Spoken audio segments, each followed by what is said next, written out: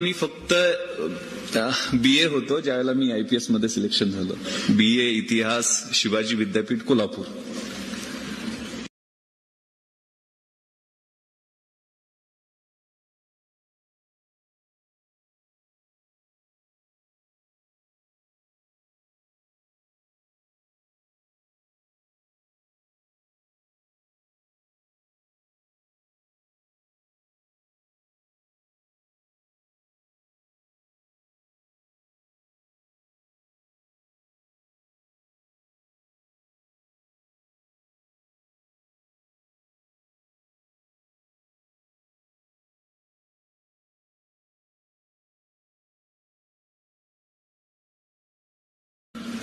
आपल्याला एकत्रित तयारी करता येते आणि काही कृत्या असतात, काही प्लॅनिंग असतात की जे तुम्हाला या वयामध्ये भविष्य काळासाठी उपयोगी पडू शकतील.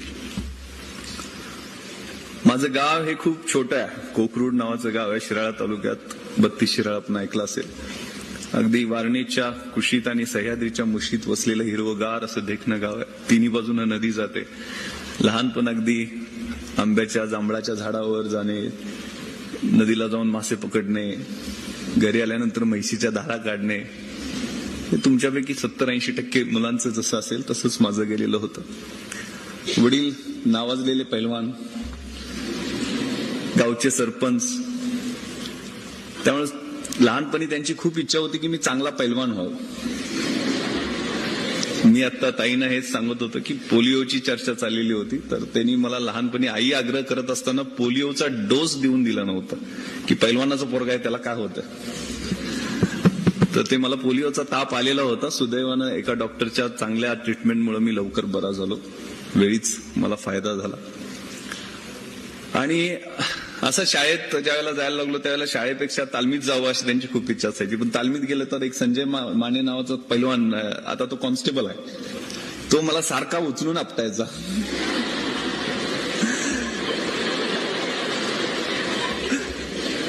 तर ढाक लावणे असा प्रकार म्हणतात. त्यामुळं माझं काही तालमीत चालायचं नाही. तर हे काय कामाचं नाही आहे, हे काय कुस्ती खेळू शकणार नाही, शाळेत जाऊ दे या ऍटिट्यूडनं मला शाळेत पाठवण्यात आलं. शाळेत मात्र जरा थोडी पैलवानाचा मुलगा, सरपंचाचा मुलगा म्हणून दादागिरी चालायचीच. मग शाळेत गेल्यानंतर कुठं बसणार मी, तर वर्ग शिक्षिकेच्या खुर्चीवर. कारण शिक्षक तिरक्या डोळ्यानं बघायचे नाहीत, अरे पैलवानाचा पोरगा आहे, सरपंचाचा पोरगा, कशाला नादाला लागायचं त्याच्या. आणि नवीन एक बाई येणार होत्या, पण मी माझ्या नेहमीप्रमाणे स्टाईलमध्ये जाऊन खुर्चीत बसलेलो होतो. 6वीला होतो. अशीच कुणावर तरी दादागिरी चाललेली होती, छडी हातात होती माझ्या. त्या बाई आल्या, कदमबाई वर्गात आल्या, माझ्याकडे पाहिलं. मी का उभा राहिलो नाही, आल्या जवळ आणि कानाखाली 2 आवाज काढले. बाई म्हणाले, अरे विश्वास, तू स्वतःला काय समजतोस? सरपंचाचा मुलगा, पैलवानाचा मुलगा, असाच मोठा होशील, गावगुंड होशील, किड्यामुंगीसारखा जगशील आणि मरून जाशील. तू स्वतःच अस्तित्व काय राहणार नाही. मला ते शब्द झोंबले. माझं स्वतःचं अस्तित्व काय? 6वीला होतो, वय वर्ष 7, 8, 10 असेल काय. आणि पटलं नाही मला की आपल्याला काहीतरी चुकतंय आपलं. घरी गेलो मी, वडिलांना म्हटलं मला शाळेत जायचं नाही, मला माझी ओळख बनवायची. अरे वडील म्हणे शाळा शिकूनच ओळख बनवता येते. म्हटलं मी शाळेत जाणार नाही मी इथल्या. मग कुठं जाणार? तालुक्याच्या ठिकाणी शाळेला जाणार म्हटलं. न्यू इंग्लिश स्कूल 32 शिराळा या ठिकाणी मला ऍडमिशन घेतलं. सकाळी बस पकडायची 8 वाजताची. 18 किलोमीटर असले तरी रस्ते खूप कच्चे होते, त्यामुळे 1.5 तास लागायचा. परत संध्याकाळी 5च्या बसने यायचो परत. वडिलांचंही त्यावेळेला प्रमोशन झालं, ते पंचायत समितीचे सभापती झाले, जिल्हा परिषदेला निवडून येऊन. पण त्यांना मी सक्त बजावून सांगितलं की मला माझी स्वतःची ओळख बनवायची, तुम्ही माझ्या शाळेत यायचं नाही. आणि ते शेवटपर्यंत माझ्या शाळेत आले नाहीत. अनेक कार्यक्रमांना त्यांना बोलवण्यात आलं पण ते आले नाहीत. 10वीचं वर्ष होतं. शिक्षकांचा रोल किती महत्वाचा असतो ह्या विद्यार्थ्यांसाठी सांगतो. 10वीचं वर्ष होतं. आमचे गायकवाड सर पीटीचे शिक्षक होते. त्यांना कळायचं की पोरगं हुशार आहे, 70-75% मार्क पडतायत, तर याला जाण्या येण्याचा वेळ खूप वाया जातोय. मग 17 किलोमीटर, 1 तास संध्याकाळी, 1 तास सकाळी. तर त्यांनी मला सांगितलं की तू विश्वास माझ्या घरी राहा, तुला काय घराचं भाडं द्यायचं असेल, मेसचं पैसे देत येतोस तर घरी माझ्या खर्चाला ते मी काय नाही म्हणत नाही, तुझा स्वाभिमान दुखवत नाहीये, पण तू घरी राहा, तुझा वेळ वाचेल, माझ्या घरात एक रूम आहे. ठीक आहे म्हटलं सर. जशी तुम्ही म्हणाल, पण सरांना एक सवय होती ती मला माहित नव्हती. ते पहाटे 3 वाजता उठायचे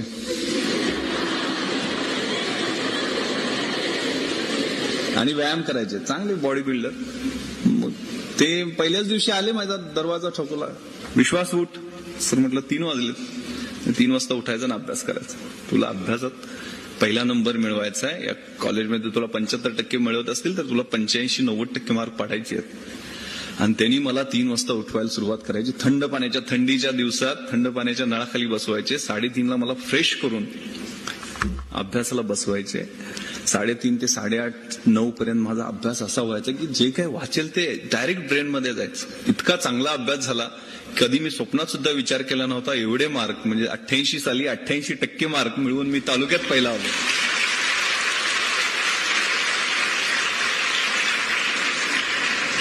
फक्त गायकवाड सरांमुळं. मग सगळ्यांना जसं वाटत असतं त्यावेळेला मग 11वी-12वी सायन्स, मग व्होकेशनल इलेक्ट्रॉनिक्स, मग तो राजीव गांधींचा पिरियड होता की सगळ्यांनी इलेक्ट्रॉनिक्स इंजिनियर व्हायचं. मग माझ्याही मनात तसं घुसवण्यात आलं. मग मी 11वी सायन्सला कोल्हापूरला न्यू कॉलेजला ऍडमिशन घेतलं. पण 12वीला असताना अगदी स्कॉलर बॅचमध्ये चांगले मार्क्स पडत होते. असंच एक व्याख्यान आमच्या कॉलेजमध्ये आयोजित करण्यात आलेलं होतं. आमच्या कॉलेजचे भूषण गगराणी हे IAS मध्ये भारतात 3रे, आणि ते पण मराठी साहित्य आणि मराठी माध्यमातनं परीक्षा देऊन झालेले होते. हे आम्हाला पटलं नाही की ही कलेक्टर बनवणारी, SP बनवणारी एवढी मोठी परीक्षा ही मराठीतनं देता येते, मराठी साहित्य विषय घेता येतो. हे नवीन नवीन गोष्टी होत्या. मी, माझ्या शेजारी आनंद पाटील, माझा छोटा चुलत भाऊ, तो 11वीला होता, तिथं 2 जण बसलेलो होतो की आपल्याला असं काय करता येईल का, आपल्याला ही परीक्षा देता येईल का.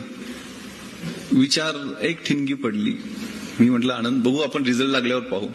पण 12वीला असतानाच असा विचार, तुमच्याच वयात 9 म्हणजे 12वीतली 10वीतली मुलं आहेत की वयाच्या 15व्या-16व्या वर्षी हा विचार यायला लागला की ही परीक्षा आपल्याला द्यायची. मग त्यासाठी काय लागतील ते तयारी करायची. कमी वयात निर्णय घेतल्याचा फायदा होतो. 12वीचा रिझल्ट लागला. मी आताच सांगितलं की मला 91 पॉईंट समथिंग म्हणजे 92% जवळपास मार्क पडले. मात्र इलेक्ट्रॉनिक्स आणि मेकॅनिकल मिळत नव्हतं गव्हर्नमेंट इंजिनिअरिंग कॉलेजला, पण प्रोडक्शन, सिव्हिल, इलेक्ट्रिकल अनेक ब्रांचेसला ऍडमिशन मिळत होतं. आनंदचाही रिझल्ट लागला. त्याला MBBS ला मिळाला नाही, 89% त्याला मार्क मिळाले. त्याला BDS ला ऍडमिशन मिळत होतं. आम्ही 2 जण एकत्र बसलो आणि म्हटलं की आपण इंजिनिअरिंग मेडिकल करायचं नाही, आपण आर्ट्सला जायचं, BA ला ऍडमिशन घ्यायचं. कुठलेही सुज्ञ पालक किंवा आमचे आई वडील जर जास्त शिकलेले असते, वडील माझे 4थी शिकलेले होते, आनंदचे वडील 7वी शिकलेले होते, सुदैवाने ते कमी शिकलेले असल्यामुळे आमच्या निर्णयाला कोणी विरोध केला नाही. यांना करायचं ना, काय करायचं म्हणतात, IAS IPS नाही, डेप्टी कलेक्टर DYSP नाही तर फौजदारची परीक्षा तरी द्यायची, काहीतरी सिलेक्शन आपलं होईल, हा ठरवलेला होता, एक प्लॅन केलेला होता. इंग्रजीत एक म्हण आहे की if we fail to plan we plan to fail.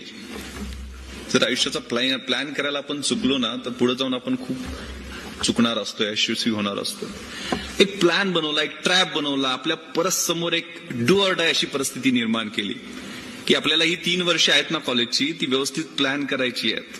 हा शांततेचा काळ आहे. एक म्हण आहे इंग्रजीत, खूप खूप चांगली आहे, मराठीत भाषांतर सांगतो की जर शांततेच्या काळात जास्त घाम गाळला तर युद्धाच्या काळात तुम्हाला कमी रक्त सांडावं लागतं. हा तुमच्या आयुष्यातला शांततेचा काळ आहे, कॉलेजचा दिवस. या कॉलेजच्या दिवसामध्ये जेवढा घाम तुम्ही गाळाल, घाम म्हणजे काय शब्दशः अर्थ घ्यायचा नाहीये, अभ्यास करून जिद्दीनं तळमळून एक एक दिवस जर तुम्ही प्लॅन करून घालवला, तुम्हाला महिन्यात काय करायचंय, वर्षात काय करायचंय ठरवलंय. दंगा मस्ती करायचीच असते कॉलेजला, त्याबद्दल दुमत नाहीये. परंतु आपलं करिअर काय आहे, आपले आई वडील आपल्याला या ठिकाणी पाठवतात, थोडाफार आपल्या पोटाला चिमटा काढून त्यांनी पैसे बाजूला ठेवलेले असतात, त्या पैशाचं काहीतरी चीज करून दाखवायचं, हे जिद्दीनं ते पाठवत असतात. आपल्या घराचं, आपल्या आई वडिलांचं, आपल्या शिक्षकांचं, या संस्थेचं नाव मोठं करायचं ही जिद्द तुमच्यामध्ये या वयामध्येच असते. आणि हे वय म्हणजे लात मारीन तिथं पाणी काढणारं वय असते. काय ठरवाल ती गोष्ट घडत असते. ते एक मोटिवेशन, स्वतःमध्ये एक किलिंग इन्स्टिंग त्यावेळेला आम्ही बनवून घेतलं. आणि कॉलेजची माझी BA वर्ष होती, त्याचा प्लॅन मग NCCचे C सर्टिफिकेट आपल्याला मिळवायचं आहे. NCCच्या माध्यमातून शूटिंग कॉम्पिटिशन मध्ये आपल्याला गती आहे तर त्याचं गोल्ड मेडल युनिव्हर्सिटीपर्यंत तरी मिळालं पाहिजे. NSSच्या माध्यमातून मास लिटरसी, रुरल रिकन्स्ट्रक्शनचे कॅम्प आयोजित करून त्यात भाग घेणं. पुस्तकं मिळवणं थोडंसं कठीण होतं, कारण पुस्तक महागडी होती. एवढी मोठी संस्था आमची नव्हती. मग पुस्तकांसाठी काय करायचं, तर गावात एक आम्ही स्टडी सेंटर बनवलं. स्टडी सेंटरच्या माध्यमातून ग्रामीण भागातली जेवढे काही संस्था, इकडं तर आपल्या वेस्टर्न महाराष्ट्रातच आमचं गाव येतं, त्यामुळे सहकारी संस्थांचं जाळं होतं, त्यांच्याकडनं मदत जमा केली. आमच्या गावचे आमदार जे आता विधान परिषदेचे सभापती आहेत शिवाजीराव देशमुख साहेब, त्यांना ही कल्पना सांगितली की आम्हाला लायब्ररी बनवायची आणि लायब्ररीसाठी पैसे पाहिजेत. त्यांनी 1 लाख रुपये, मी असवायला होतो त्यावेळेला, आम्हाला मुख्यमंत्री सहायता निधीतनं मिळवून दिले. जवळजवळ 2-2.5 लाख रुपये आमच्याजवळ जमा झाले. त्यातली 1.5 लाखाची पुस्तकं आणि 1 लाखाची छोटीशी इमारत आम्ही बांधली. ती पुस्तकं 1.5 लाखाची म्हणजे वाघिणीचं दूध आम्हाला मिळालं आणि अभ्यासाला जिद्दीनं सुरुवात केली. काही माहित नव्हतं, कशी परीक्षा देता येते, कुठं देता येते, काय पुस्तक वाचावे लागतात, काय करावं लागतं, काही माहित नव्हतं. पण त्या पुस्तकाच्या माध्यमातून सगळ्या दिशा कळायला लागल्या. महाराष्ट्र शासनाची SIC नावाची इन्स्टिट्यूट आहे मुंबईमध्ये, ते माहिती मिळालं. तर हे कॉलेजच्या तुमच्या वयात ह्या गोष्टी सुरू केल्या की आपल्याला अशा पद्धतीनं प्लॅनिंग करून यश मिळवायचं, आणि त्यासाठी एक दिवसाचा, एक रात्रीचा प्लॅन करायला सुरुवात केली. ग्रॅज्युएशनचा रिझल्ट, BA ला गोल्ड मेडल मिळालं युनिव्हर्सिटी लेवलला. परत मुंबईला SIC ला ऍडमिशन मिळालं. तिथं 6 महिने अभ्यास केला, पण पहिल्या अटेम्प्टला प्रिलिम्सलाच नापास झालो. परत डिप्रेशन आलं. पण MPSCची परीक्षा दिलेली होती. आता हे तुम्हाला बऱ्याच मुलांना समजणार नाही, पण MPSC UPSC प्रक्रियेत जी जाणारी मुलं आहेत त्यांच्यासाठी मी मॅडमना आणि सरांना म्हटलं होतं की वेगळं मी बसेन त्या 2-3 तास, त्या मुलांना दिशा कशा पद्धतीने देता येईल, कसा अभ्यास करायचा MPSC UPSCचा एकत्रित, त्याचा प्लॅन करावा लागेल. पहिल्यांदा MPSCची प्रिलिम पास झालो होतो. मुख्य परीक्षा, विषय कोणते निवडायचे हे कन्फ्युजन. तर नवीन विषय एक सोशॉलॉजी नावाचा घेतला, ज्याची मला ABCD सुद्धा माहित नव्हती, पण 8 दिवसात अभ्यास करून सुद्धा मला 140 मार्क त्यात पडलेले होते 200 पैकी, जी खूप चांगला स्कोर मानला जातो. आणि रिझल्ट लागला. मुद्दामून ही गोष्ट मी सांगतोय, रिझल्ट लागला. मुख्य परीक्षेत मी पास झालेलो होतो. मग पास झालं म्हटल्यानंतर इंटरव्ह्यूचा कॉल आला.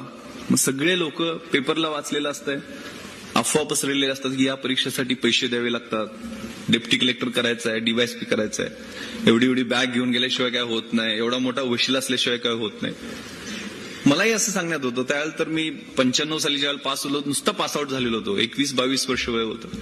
जेवढे काय सांगतील ते पटण्याचा मोह व्हायचा. पण मी ठरवलेलं होतं की आपल्याला भरपूर, यावेळेला नाही झालं होतं पुढच्या वेळेस. पण घरी येऊन काही लोकांनी सांगितलं, मधले काही दलाल भेटत असतात, तुमच्या मनामध्ये या गोष्टी क्लिअर असल्या पाहिजे की असं त्याच्याशिवाय होत नाही, वशिला लावल्याशिवाय होत नाही, पैसे दिल्याशिवाय होत नाही. चुकीचे समज वारंवार बिंबवून सांगितलं ते आपल्याला पटतं. आणि त्यासाठी मला माहित नसताना घरच्यांनी बरीचशी अरेंजमेंट करण्याचा प्रयत्न केला. मी ज्यावेळेला इंटरव्ह्यूला गेलो त्यावेळेला मला 2-3 वाक्यांमध्ये बाहेर घालवण्यात आलं की Vishwas, you are too young to join the service. म्हणजे 21 वर्ष वय होतं माझं, 1973चा जन्म. आणि त्यांनी लिटरली माझा 5 मिनिटात इंटरव्ह्यू संपवला. मला रिटर्न एक्झामिनेशनला 530 मार्क होते, जे खूप चांगले होते. इंटरव्ह्यूला फक्त 70 मार्क दिले. 611ला शेवटची ओपनची पोस्ट मिळालेली होती. मला कुठलीही पोस्ट मिळाली नाही. Deputy collector, DYSP. Main pass झाल्यावर तर लोकांना गावाकडे अफवा पसरली, हे झाला साहेब झाला, डेप्टी कलेक्टर झाला, DYSP झाला, अशा अफवा पसरल्या. लोक माझ्याकडे भेटायला यायचे ग्रामीण भागातले. अहो विश्वासराव, तुम्ही आता DYSP झाला, आमचं पोरगं तेवढं 12वी पास झाल्यावर का कॉन्स्टेबल भरती करायचंय. मी पण म्हणायचं हो, कारण त्या वेळेत मी करतो ना म्हणे, आता सर्व्हिस जॉईन करणार. आणि ज्यावेळेला रिझल्ट लागला त्यावेळेला कुठलीच पोस्ट मिळाली नव्हती. चुकीच्या मार्गाने गेलेलो होतो, एकही पोस्ट मिळाली नव्हती. फ्रस्ट्रेशन आलेलं होतं. घरी आलो की ग्रामीण भागात कशी परिस्थिती आहे, ज्यावेळेला चांगलं असतं त्यावेळेला सगळेजण कौतुक करायला येतात, आणि ज्यावेळेला वाईट होतं, अरे कसं काय झालं रे, येऊन भेटायला, जसे मैताला जातात ना भेटायला, तू तर पास होणार होता, काय झालं. आणि हा पिरियड असा असतो की अपयशामध्ये खूप जवळची लोक सुद्धा सोडून जातात, अगदी हृदयाच्या जवळची सुद्धा सोडून जातात, समजलेलं दिसत नाही.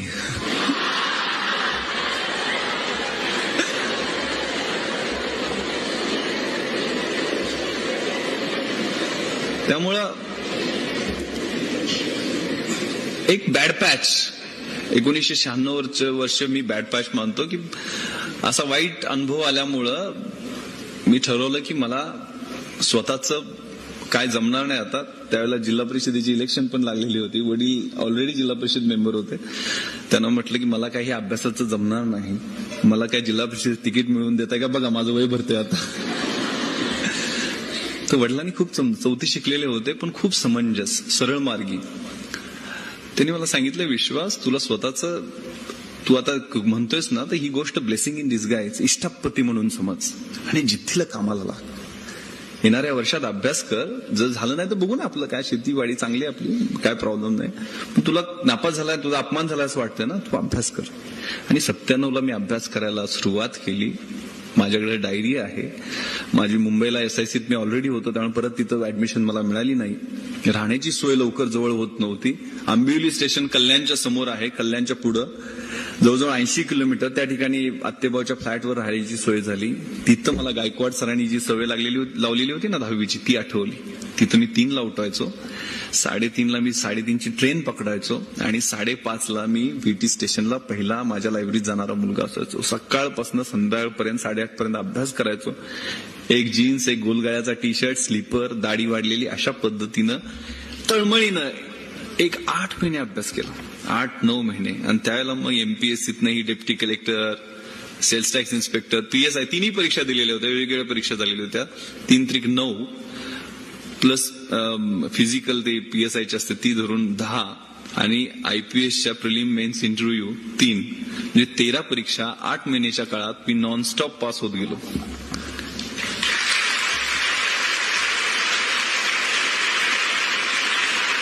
सांगण्याचा उद्देश मी खूप मोठ्या परीक्षा पास झालो, खूप कमी वयात झालो हा नाहीये. हे वर्ष तुमच्या आयुष्यात येऊ शकतं. त्यासाठी ती जिद्द, ती इच्छाशक्ती, ती किलिंग इन्स्टिंक्ट तुमच्यामध्ये ऑलरेडी असते. बरीचशी माणसं आपल्यातलं पोटेन्शियल न कळता मरून जातात. खूप मोठं काहीतरी करू शकलेले असतात ते, पण ते न कळता मरून जातात. माझ्या अभ्यासाच्या डायरीवरती, अजूनही ती माझ्या गावाकडच्या लायब्ररीत डायरी आहे, पहिल्या पानावरती मी एक कविता लिहिलेली होती, मला खूप आवडलेली होती. द पोएम ऑफ ला मांचा, जपानी माणसांची कविता. To dream the impossible dream, जे अशक्य वाटते ते स्वप्न मला पाहायचं. टू फाईट द अनबिटेबल फो, ज्या शत्रूचा कोणी पराभव करू शकत नाहीये त्या शत्रूला मला हरवायचं आहे. To beer with unbearable sorrow, कुणालाही सहन होत नाही ते दुःख मला सहन करायचं आहे. To run away the brave dare not to go, ज्या ठिकाणी धाडशी माणसं जाण्याचं धाडस करत नाहीत त्या ठिकाणी जाऊन मला धावायचं आहे. To love the pure and chest from अफार, to write the unforgivable wrong, to try Wien your arms R to very, ज्यावेळेला माझे भाऊ थकलेले आहेत, माझे पाय थकले आहेत, हात थकलेले आहेत, शरीर थकलंय, त्यावेळेला मला समोर एव्हरेस्ट दिसतंय, त्यावेळेला मला माझं एक एक पाऊल त्या एव्हरेस्टच्या दिशेनं टाकायचं आहे. To reach that unreachable star, तो स्टार मला गाठायचा आहे. दिस is my quest, to follow that star no matter how hopeless, no matter how फार. To fight for the right without questions, without pause, to be willing to march into the hell for heavenly cause. मला सत्यासाठी झगडायचं आहे, संघर्ष करायचा आहे, कुठलाही प्रश्न त्यासाठी विचारायचा नाही, कुठलाही थांबा घ्यायचा नाहीये.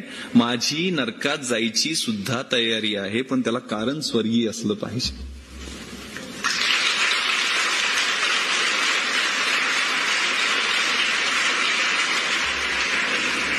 ही इच्छाशक्ती त्या अभ्यास करताना समोर होती.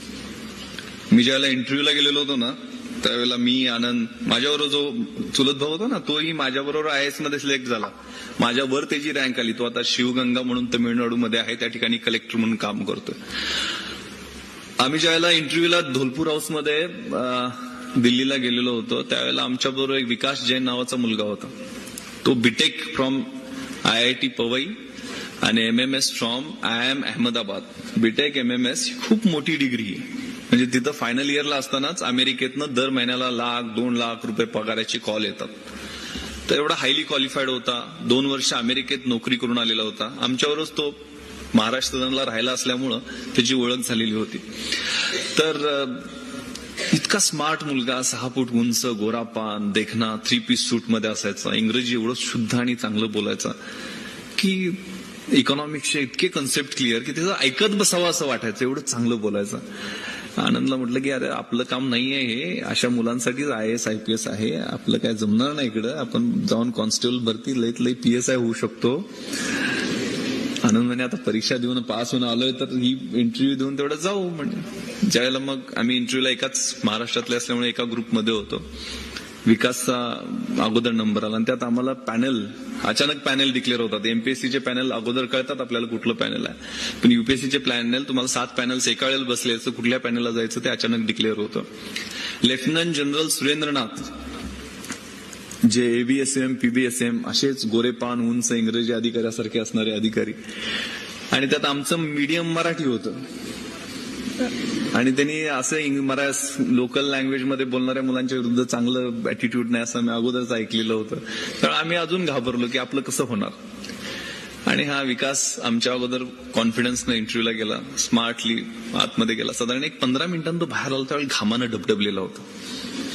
असा टाईची नॉट सोडत, अरे बोगस इंटरव्ह्यू, काय फालतूमध्ये माझी 2 वर्ष वाया गेली, हीच अमेरिकेत घालवली असती तर माझे 30-40 लाख रुपये बँक बॅलन्स झाला असतं. म्हणजे चला मी चाललो परत म्हणून. तर म्हटलं याची अशी परिस्थिती झाली तर आपलं काय होणार. कारण टाईची नाट सुद्धा बांधता येत नव्हती. मग ते स्काउटला असायचा तो पट्टीचा टाय तो घालून घेण्याचा प्रयत्न केला, पण तो पण चांगला दिसणार नाहीये. इलॅस्टिकचा टाय असायचा ना शाळेत असताना, कारण नॉटच बांधता यायची नाही ना, ती गाठ असायची ती बांधता यायची नाही. मग तर काय काढूनच टाकला आम्ही. तसंच शर्ट पॅन्ट इनशर्ट, एक ऑक्सफोर्डचे शू, त्याच्या पलीकडे काय नाही. घाबरत आतमध्ये गेलो. मे कम इन सर म्हणून आतमध्ये गेलो. तर ते इंटरव्ह्यूचं पॅनल असं असतं युपीएससीचं की घोड्याच्या नालाचा आकार असतं ना तशा पद्धतीने सिटिंग अरेंजमेंट असते. मध्ये एक चेअर असते आणि त्याच्यावर तुम्ही दिसता, म्हणजे नख शिखान सोल टू क्राऊन तुम्ही त्या पॅनलला दिसत असता. कोपऱ्यात एक सायकोअनालिस्ट बसलेले असतात. तुम्ही खरं किती बोलताय, खोटं किती बोलताय आणि तुमचा कॉन्फिडन्स कसा आहे ते चेक करत असतात. आणि माझ्या शेजारी कुलकर्णी मॅडम एक होत्या. म्हणजे त्यांनी पॅनलनी इंग्रजीत प्रश्न विचारायचा, मॅडमनी मराठीत करून मला सांगायचा, मी मराठीत उत्तर द्यायचं, मॅडमनी इंग्रजीत करून त्यांना सांगायचं.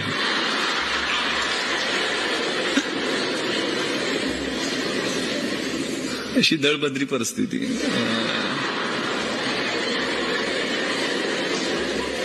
तर लेफ्टनंट जनरल सुरेंद्रनाथनी सुरुवात केली, विश्वास why don't you speak in English. मराठीत सांगतो आता सगळ्यांना, गावाकडचीच पुरात मायासारखीच असणं त्यावेळेचं मी.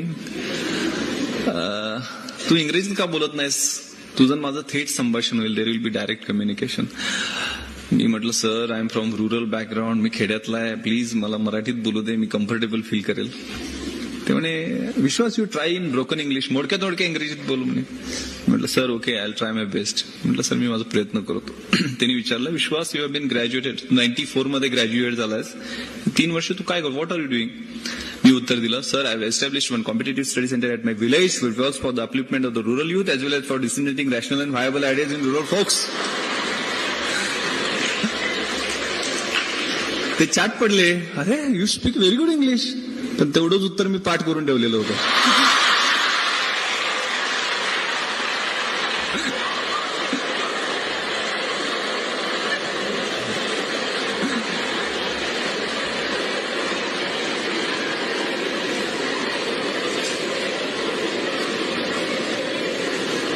कारण ग्रॅज्युएट झाल्यानंतर 2-3 वर्ष काय करतो, सगळ्यांना प्रश्न विचारतात, मलाही विचारणार, मला माहित होतं, त्यामुळे पाठ करून ठेवलेलं होतं. त्यानंतर माझं खरं इंग्रजी बाहेर यायला लागलं. पुढचा प्रश्न काय होता, माझा मराठी साहित्य विषय होता आणि त्यांनी मला विचारलं की Vishwas you might have heard about Ghashiram Kotwal. Ghashiram Kotwal बद्दल ऐकलं असशील, वाय इट वॉज कंट्रोवर्सी, वादग्रस्त का झालेलं होतं. मी उत्तर दिलं sir Ghashiram Kotwal was drama written by Vijay Tendulkar and it was controversial because Nana Fadnavis was shown as behind women person. आता त्यांना बिहाइंड वुमेनचा अर्थच कळेल ना. मग त्या मॅडमनं मी सांगितलं स्त्रीलंपटचं भाषांतर करून द्या. मग त्यांनी वुमनायझर म्हणून भाषांतर, म्हणजे असं माझं जमेल तसं पुढे ढकलायला लागला. पण माझ्या एरिया ऑफ इंटरेस्ट मध्ये ज्या वेळेला इंटरव्ह्यू आला, माझा छंद जो होता तो organising rural youth for mass development, ग्रामीण भागातील युवकांचं रचनात्मक कार्यक्रमांसाठी संघटन. आणि त्यासाठी मी सगळ्या गोष्टी खेड्यातल्या असल्यामुळं खेड्यातल्या गोष्टी स्वतः केलेल्या होत्या. मला ग्रामीण भागातले प्रश्न चांगल्या पद्धतीनं माहित होते. त्यामुळे जमेल तशी माझा युपीएससीतनं आयपीएसचा इंटरव्ह्यू असो किंवा एमपीएससीनं डेप्टी कलेक्टरचा असो, विक्रीकर निरीक्षकचा असो किंवा कुठलाही असो, मला पुढचे प्रश्न काय विचारणार हे माहित असायचं. कारण मी त्याचा प्लॅन केलेला होता. आपल्याला याचा सब क्वेश्चन्स हा असू शकतो. शूटिंगच्या संदर्भात सगळी तयारी केलेली होती. त्यामुळे मला सगळे प्रश्न, उपप्रश्न जे अपेक्षित होते ते विचारले गेले. जसे जमतील तसे मराठी, हिंदी, इंग्रजीत ते प्रश्नांची उत्तरं मी दिली. शेवटचा प्रश्न त्यांनी विचारला होता तो खूप मला महत्वाचा वाटतो आणि मला त्यांनी मार्क जास्त दिले असतील असं वाटतं. त्यांनी हिंदीत विचारलेलं होतं लेफ्टनंट जनरल सुरेंद्रनाथनी की विश्वास इस दुनिया में तुम क्यों आए हो, इस दुनिया में आने का तुम्हारा मकसद क्या है? तर काय उत्तर, मी तर स्वतःहून आलेलं नाही, आई वडिलांनी आणलं. काय उत्तर द्यावं? काय म्हणजे कलेक्टर झालो तर ग्रामीण भागातले प्रश्न सोडवेन, लोकांच्या समस्या सोडवेन, गरिबांचे अश्रू पुसण्याचं काम करेन, असं काहीतरी उत्तर दिलं असतं तर ते बोगस नकली वाटलं असतं. मी क्षणभर माझ्या भूतकाळाकडे पाहिलं, मला बाहेर बसलेला आनंद दिसला, तोही इंटरव्ह्यूसाठी आलेला होता. भूतकाळाकडे पाहिलं, पूर्ण भूतकाळाचं पुनर्विलोकन केलं आणि उत्तर दिलं, sir I have come here to struggle. मी या ठिकाणी संघर्ष करायला आलोय. आतापर्यंत प्रतिकूल परिस्थितीशी संघर्ष करत इथपर्यंत पोहोचलोय आणि इथं तुम्ही मला जर सिस्टम मध्ये येण्याची संधी दिली तर सिस्टम मधल्या वाईट गोष्टींच्या विरुद्ध संघर्ष करायची इच्छा आहे. ते उत्तर त्यांना अपील झालं. आणि ज्या ठिकाणी मी म्हटलं होतं ना मगाशी, विकास Jain अमेरिकेतली BTech MMS highly qualified, मी BA इतिहास शिवाजी विद्यापीठ कोल्हापूर, तो हायली क्वालिफाईड मुलगा, त्याला पहिला प्रश्न विचारला की तू अमेरिकेतली 2 लाख रुपये पर महिन्याची नोकरी सोडून इथं 10,000 रुपये पर महिन्याची नोकरी पकडायला कशासाठी आलास? त्याला त्याचं उत्तर व्यवस्थित देता आलं नाही. त्याच्या इंटिग्रिटीबद्दल, त्याच्या ऑनेस्टीबद्दल, त्याच्या प्रामाणिकपणाबद्दल क्वेश्चन मार्क तयार झाला. आणि पुढचे त्याला प्रश्न विचारले की तुझ्या टाइम मध्ये इन्ग्रेडियंट्स कोणते आहेत, त्यात नायलॉन किती % आहे, पॉलिस्टर कसं किती % आहे, मग ते टेरिलिन कसं बनवतात, म्हणजे अतिशय इरिलेव्हंट असंबद्ध प्रश्न त्याला विचारले गेले आणि जाणीवपूर्वक त्याचा इंटरव्ह्यू फ्लॉप करण्यात आला. 300 पैकी त्याला 80 मार्क होते. त्या ठिकाणी मला महाराष्ट्रात 1997ला सगळ्यात जास्त 210 मार्क दिलेले आहेत.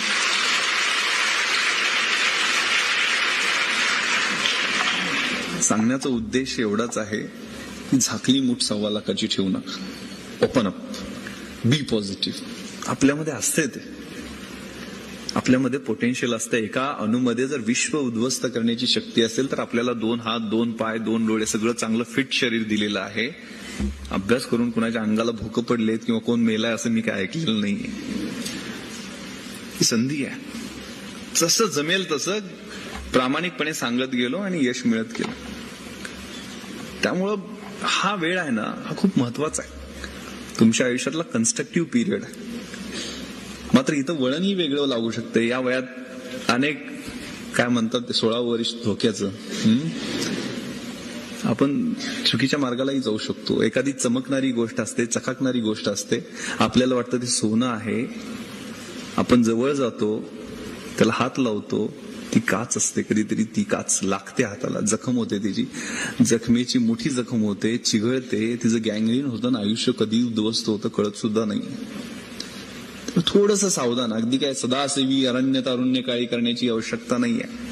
थोडं आपल्याला ज्यासाठी पाठवलेलं आहे घरून, आपले शिक्षक आपल्याची जे अपेक्षा करतायत त्यासाठी वेळ दिला पाहिजे, त्यासाठी प्लॅन केला पाहिजे. एक चांगला शेर मला SMS वरती पाठवलेला होता कोणीतरी परवा, खूप चांगला, कि मंजिलें उन्हीं को मिलती है जिनके सपनों में जान होती है, यूं ही पंख होने से कुछ भी नहीं होता, हौसलों से उड़ान होती है.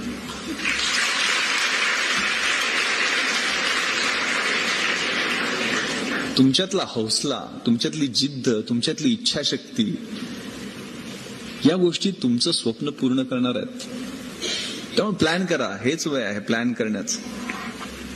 एक खूप चांगलं इंग्रजीत शब्द होते वेळेच्या महत्वाबद्दल, की to realise value of 1 year, ask the student who has failed in his exam. 1 वर्षाचं महत्व तुम्हाला ओळखायचं असेल तर वार्षिक परीक्षेत नापास झालेल्या मुलाला विचारा. मराठीत सांगतो ते. एक महिन्याचं जर तुम्हाला महत्व विचारायचं असेल, जाणून घ्यायचं असेल, तर अशा आईला विचारा जिनं 8व्या महिन्यात आपल्या बाळाला जन्म दिला. 1 आठवड्याचं जर महत्व तुम्हाला जाणून घ्यायचं असेल तर साप्ताहिक निघतं ना, त्याच्या संपादकाला विचारा. एका दिवसाचं महत्व तुम्हाला जाणून घ्यायचं असेल तर रोजंदारीवर कामाला जाणाऱ्या, रोजगार करणाऱ्या कामगाराला विचारा, ज्याची घरात 6 मुलं जेवण्यासाठी वाट पाहत असतात.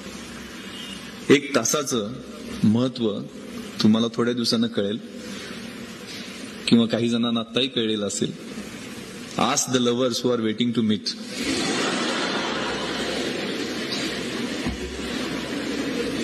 1 मिनिटाचं महत्व तुम्हाला जाणून घ्यायचं असेल तर ज्याची ट्रेन चुकली आहे अशा माणसाला विचारा. 1 सेकंदाचं महत्व तुम्हाला जाणून घ्यायचं असेल तर त्याचा नुकताच ऍक्सिडेंट चुकलाय ना, ऍक्सिडेंट मध्ये वाचलाय त्याला विचारा. आणि सगळ्यात महत्वाचं, to realise value of 1 milli second, सेकंदातल्या 10व्या भागाचं तुम्हाला महत्व जाणून घ्यायचं असेल तर ask the runner who has one silver medal in Olympics.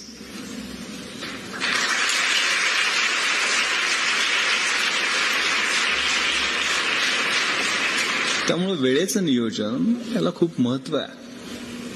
आपल्याला वाटतं की ही खूप मोठी मोठी माणसं झालीत, एवढं मोठं एम्पायर उभं करायला दादांना विचारा किती कष्ट लागले असतील.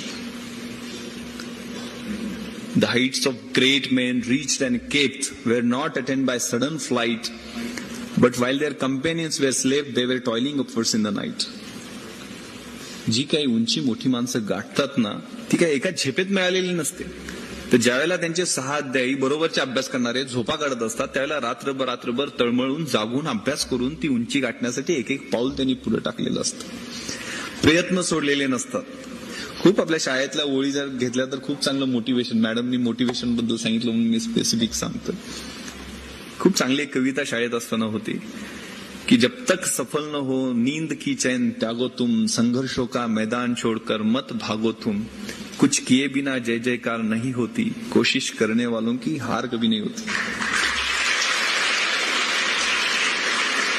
ही कोशिश, प्रयत्नवाद, संघर्ष हे तरुणाईची ओळख. तरुणाई कसली आहे? भगतसिंग, राजगुरू, सुखदेव, अशफाकुल्ला खान यांनी सुद्धा दंगा केला होता ना, त्यांची तरुणाई होती. रंग दे बसंती पाहिला असेल. न इज्जत दे, न अजमत दे, न सूरत दे, न सीरत दे, मेरे वतन के वास्ते या रब मुझे मरने की सिर्फ हिम्मत दे. कशी इच्छाशक्ती असायची, काय आरजू असाय. आरजू कुछ भी नहीं है, आरजू बस यही है, रख दे कोई खा के वतन मेरे कफन में. माझ्या कफनामध्ये या देशाची एक मूठभर मिट्टी ठेवावी अशी आरजू असणारे भगतसिंग फासावर जाताना आईला म्हणतात की मनी धीर धरी शोकावरी जननी भेटेन 9 महिन्यांनी. तू शोकावर, मी फासावर चाललोय ना, पण पुन्हा तुझ्या पोटामध्ये 9 महिन्यांनी जन्म घेणार आहे. तू शोकावर, धीर धर. अशी इच्छाशक्ती असणारी आमची आदर्श मंडळी, यांचे आदर्श समोर ठेवायचे, यांचे रोल मॉडेल्स म्हणून पुढे घ्यायचे. मी परवाच एक सर्वे वाचत होतो. आजकालची आपली मुलं आपलं कॉलेजचं शिक्षण पूर्ण होई तोपर्यंत 20,000 तास टीव्ही पाहतात. 20,000 तासामध्ये 15,000 खुनाचे सीन, मर्डरचे सीन, 12,000 रेपचे सीन आणि 1,00,000 अश्लील जाहिराती पाहतात. त्यांच्या पुढे किती आईबापांनी शिक्षकांनी बूम मारून सांगण्याचा प्रयत्न केला तर कसा फरक पडणार, असा एक सर्वे आला होता. आणि त्यात असं म्हटलेलं होतं की आजचे प्रश्न शाळेचे तास चुकवणे, शाळेमध्ये टिवल्या बावल्या करणे, विमान फेकणे अशा पद्धतीचे आहेत. म्हणजे शाळेतले प्रश्न, बंक करणे क्लासेस. पण उद्या जाऊन हे प्रश्न, शाळेतले प्रश्न, कॉलेजचे प्रश्न, हे गर्भपात, एड्स, चाकू सुऱ्यांचा वापर अशा पद्धतीचे भयानक होऊ शकतात. तर वेळीच आपल्याला सावध व्हायला नको का? ते विचार करण्याची बरेच आपली संस्कृती सांगते. यत्र नार्यस्तु पूजन्ते रमन्ते तत्र देवता. ज्या ठिकाणी नारीची पूजा होते त्या ठिकाणीच देवता वास्तव्य करतात, आणि ज्या ठिकाणी होत नाही तिथं त्राफला क्रिया, कुठलीही क्रिया यशस्वी होत नाहीये. म्हणून पूजा करायची आहे. पूजा एवढ्यासाठी करायची की प्रजननार्थ महाभागा या स्त्रिया ज्या आहेत त्या आपलं प्रजनन करतात, आपली पिढी वाढवतात, म्हणून त्यांची पूजा करायची आहे. तर म्हणजे संस्कृती आपण मोठ्या गप्पा मारल्या तरी फॅक्ट बघितलं तर विजय देवरायच्या राजाला 4,000 बायका होत्याच ना. एका वेळेला 4,000 बायका सती गेल्या. तर मला समजत नाही एक राजा 4,000 किती दिवस होतात आयुष्यातले.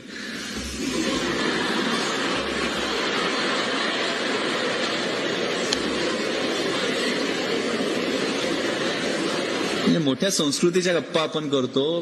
पिता रक्षती कौमार्य, भर्ता रक्षती यौवने, पुत्रो रक्षती वार्धक्ये, न स्त्री स्वातंत्र्य मर्हती, अशी काही सुभाषित असतात. सांगण्याचा उद्देश असाच आहे की आपलं जे स्वत्व आहे, व्यक्तिमत्व आहे, ते स्वतःहून बनवल्याशिवाय उद्या तारणारं कोणी नाहीये. स्वामी विवेकानंदांनी सुद्धा सांगितलं की no bird can fly with 1 wing. त्यामुळे स्त्रियांना जर पुरुषाच्या बरोबरीनं जपान, जर्मनी, US हे देश पुढे वेगानं का गेले? फिनिक्स पक्षासारखे ते मोठे का झाले? राखेतून का उभा राहिले? तर तिथं स्त्रिया आणि पुरुष एका वेळेला खांद्याला खांदा लावून या देशाच्या प्रगतीसाठी त्यांनी काम केलं. आमच्या बॅचमध्ये एक भारती जजोरिया नावाची मुलगी होती. आम्ही 56 पैकी 50 पुरुष आणि 6 मुली अशा पद्धतीनं आमची बॅच होती. 6 पैकी भारती जजोरिया एक. आमच्या वर्षाच्या शेवटी अॅक्वॅटिक मीट असते, म्हणजे पोहण्याच्या स्पर्धा, आणि त्याचे 9 गोल्ड मेडल असतात वेगवेगळ्या इव्हेंटचे. मग त्यात free style, best stroke, back stroke, butterflies अशा 50 मीटर, 100 मीटर अशा वेगवेगळ्या इव्हेंट होतात. तर भारती जजोरिया ही एका ट्रॅकमध्ये पोहत होती आणि 6 ट्रॅक इतर जे होते, ऑलिम्पिक साईजचा स्विमिंग पूल अकॅडमी मधला आमचा, त्या इतर 6 ट्रॅकमध्ये आम्ही 6 जण 6 पुरुष मंडळी दरवेळेला चेंज व्हायचो. प्रत्येक इव्हेंटला 50 मीटरला वेगळे, 100 मीटरला वेगळे, रिलेला वेगळे, म्हणजे प्रत्येक इव्हेंटला आम्ही वेगळे वेगळे व्हायचो. पण भारतीनं तो ट्रॅक सोडला नव्हता. ती एकटी प्रत्येक इव्हेंटमध्ये पोहत होती आणि त्या एकटीनं 9च्या 9 गोल्ड मेडल घेऊन गेली.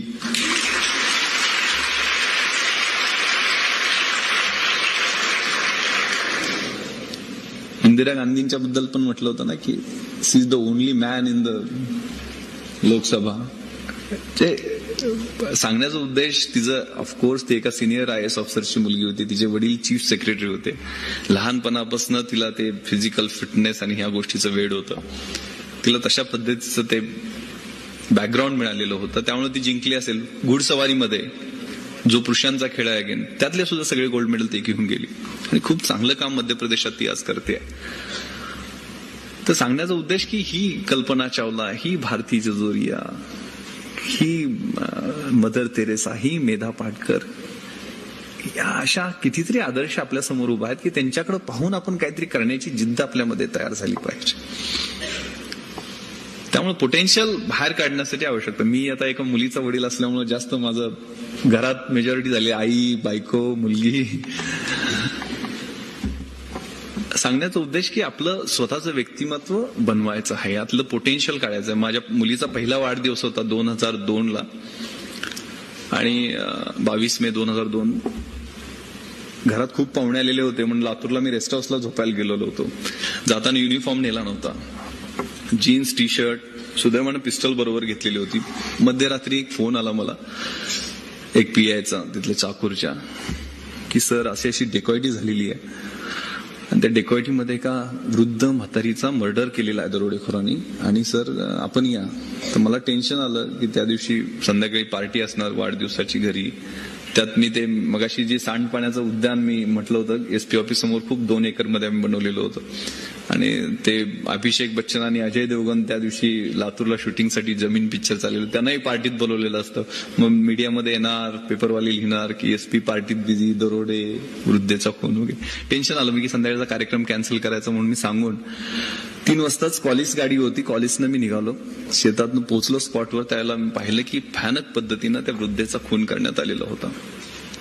मी येताना सगळी नाकाबंदी ऑलरेडी लावलेली होती आणि मला तेवढ्यात कॉल आला.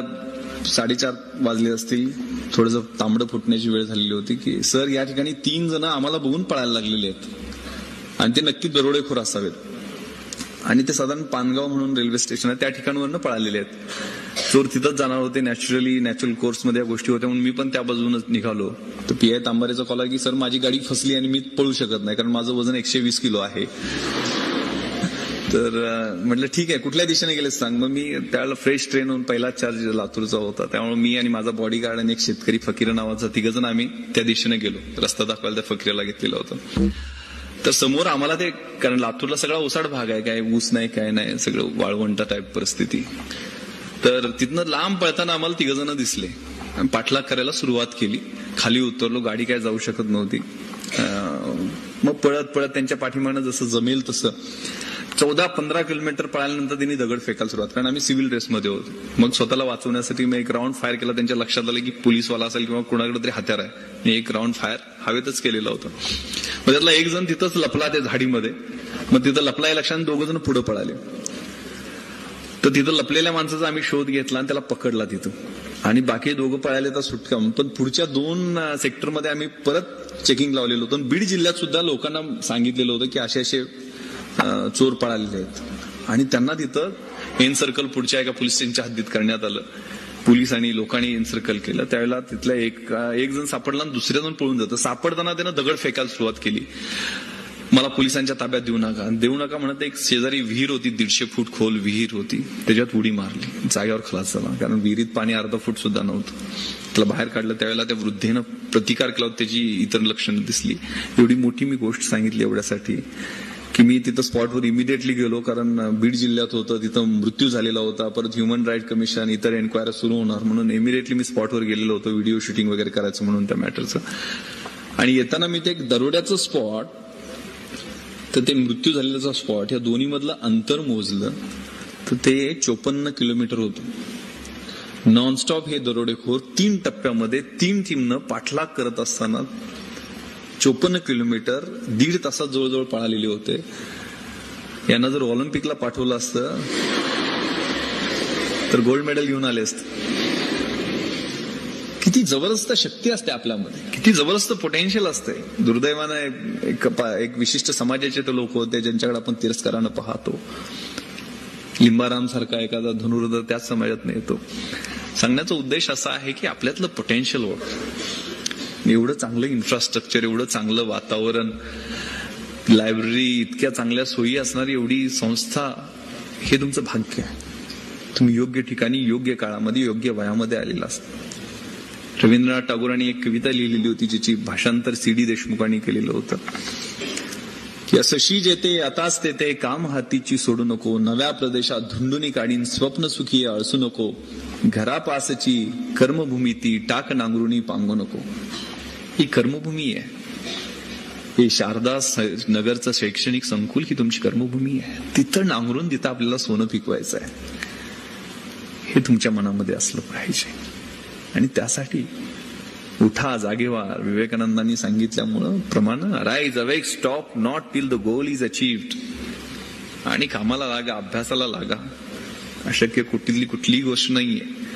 आणि हे या वयातच आयुष्यात जन्म एकदाच मिळतो ना. आपले राष्ट्रपती सांगतात low M is a crime. कमी ध्येय ठेवणं हा गुन्हा आहे. आणि नेहमी there is always a room at the top. उंचीवरती आपल्यासाठी जागा राखीव असते. तर मोठं ध्येय ठेवा आणि ध्येय गाठण्यासाठी सर्व जिद्दीने प्रयत्न करा. मला वाटतं माईकला कंटाळाला. थांबतो. जय हिंद, जय महाराष्ट्र.